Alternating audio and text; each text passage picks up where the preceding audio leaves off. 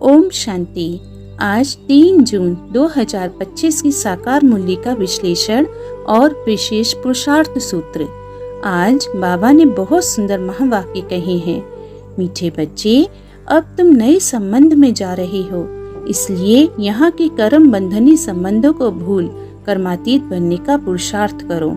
आज शिव बाबा आत्मा को कर्म बंधन से मुक्त होकर कर्मातीत अवस्था की ओर बढ़ने का आह्वान कर रहे हैं। बाप बच्चों को स्मृति दिलाते हैं कि तुम्हारा परमात्मा से नया अविनाशी आत्मिक संबंध जुड़ा है। इस नए संबंध की गहराई में टिकने के लिए पुराने देहधारी संबंधों को भूलना, देह अभिमान से न्यारा होना और याद में रहकर सदा स्वच्छ बुद्धि में स्थित रहना पुरुषार्थ है। मुरली का गहराई से विश्लेषण। पहला, कर्म बंधन से कर्मातीत बनने की यात्रा। बाबा कहते हैं, पहले आत्मा निर्बंधन है, जन्म लेते ही बंधन शुरू हो जाते हैं। देह के साथ आते ही आत्मा को संबंधों, कर्तव्य, कर्म और मोह का जाल पकड़ लेता है। कर्मातीत अवस्था वह स्थिति है जब आत्मा बिना किसी संबंध की आसक्ति के, बिना हानिकारक संस्कारों के प्रभाव में आए हर कर्म को निमित्त भाव से करती है। दूसरा, गरीब बच्चों के बाप द्वारा प्रशंसा। बाबा कहते हैं, बाबा गरीब बच्चों की वाह वाह करते हैं। आराम से 2 रोटी खाना है, कोई हवज यानी कि लालच नहीं है। तपस्वी जीवन की सादगी ही भगवान को प्रिय है।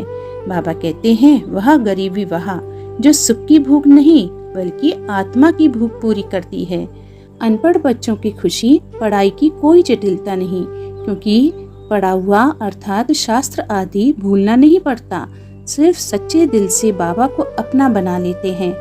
तीसरा, योग ही सच्चा तप। धंधे में लगने से याद रहती नहीं, गृहस्थ व्यवहार में कमल फूल पर समान पवित्र बनो।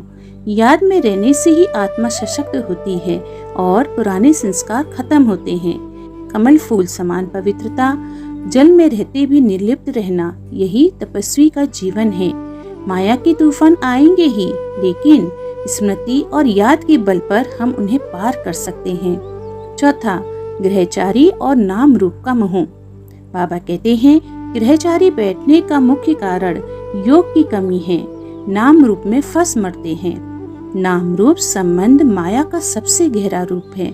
अगर आत्मा इन्हें पकड़ती है तो योग टूटता है और वही आत्मा माया की गिरफ्त में आ जाती है। पांचवा, अंतर्मुक्ता और विचार सागर मंथन। बाबा कहते हैं, वीकनेस से मुक्त होने की युक्ति है, सेकंड में आत्मा के स्वरूप में स्थित हो जाओ। बाह्यमुखी बुद्धि हमें माया से प्रभावित करती है। अंतर्मुख हो, स्वस्मृति में स्थित हो जाना, यही सच्चा मंथन है। यह स्थिति आत्मा को डबल लाइट बनाती है। मैं आत्मा हूँ, मैं निमित्त हूँ। छठा, सच्चा ब्राह्मण बनने का मापदंड।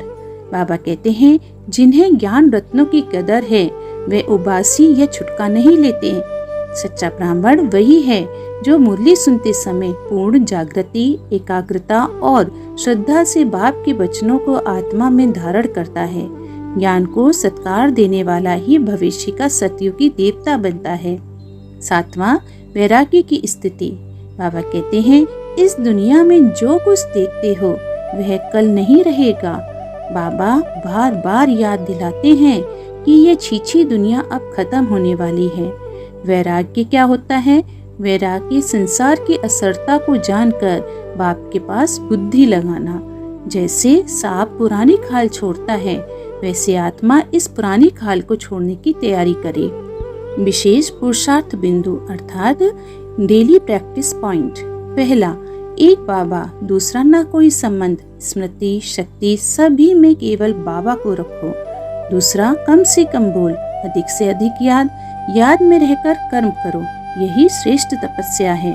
तीसरा, हर संकल्प पर ध्यान, विकार का संकल्प भी न आए, यही है सच्चा ब्राह्मण जीवन। चौथा, अंतर्मुख होकर आत्म स्वरूप में स्थित हो जाओ। विघ्न आए तो तुरंत मैं आत्मा में टिक जाओ।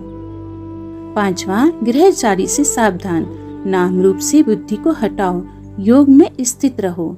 आज का वरदान, बाप की छत्र छाया के नीचे नाजुक परिस्थितियों में भी कमल पुष्प समान न्यारे और प्यारे भव।